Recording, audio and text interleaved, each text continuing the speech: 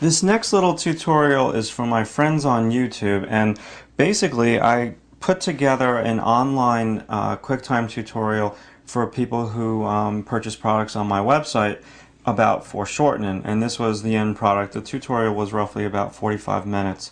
But I want to teach you something very simple on this short tutorial. And it's when you have a figure drawing like this, you don't want to have the figure floating. And there's sometimes, like what is going on this hand.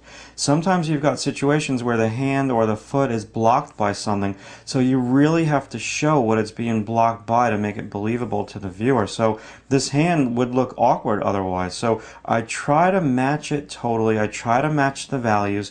And now what I'm going to do is I'm going to put some fabric down here. The model on the model stand was lying on some fabric, so I'm going to just put like a little indication, you know, very loosely. I don't want to do a dark line. The fabric is pretty much there to enhance the figure drawing and to make it so it's not floating. So I'm going to put a couple of choice lines, perhaps a cast shadow, and this I really want to have understood that the model is on fabric, the fabric is blocking that area, and that it's not a mistake. And so, you know, perhaps I'm going to put like a little bit of fabric over here.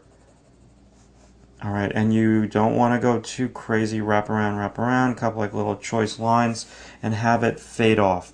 All right, so maybe another good thing that you want to think about too is there's always going to be part of the figure where you lose an edge into your background. So on this drawing, it's happening right here on this cast shadow on her neck, and then I've got like a really cool kind of fabric line. So, you know, lose an edge, have this value in, and your background tone totally blend together.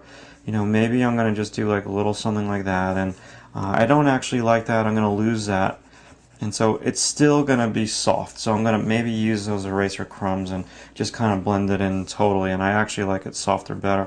So now I'll come back and a couple more choice lines. Maybe lose a little edge over here, have her hair fade off, and perhaps there's a cast shadow that her foot is casting on the model and stand as well. So this short little tutorial was about when you do a figure drawing, in a drawing class, do not have them floating on white paper because it's going to look odd.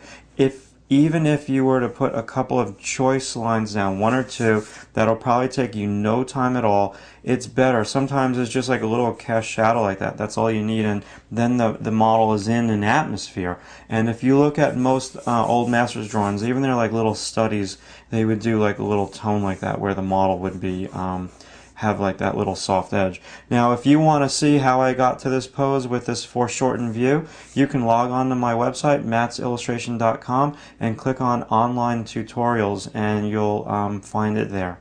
Thank you.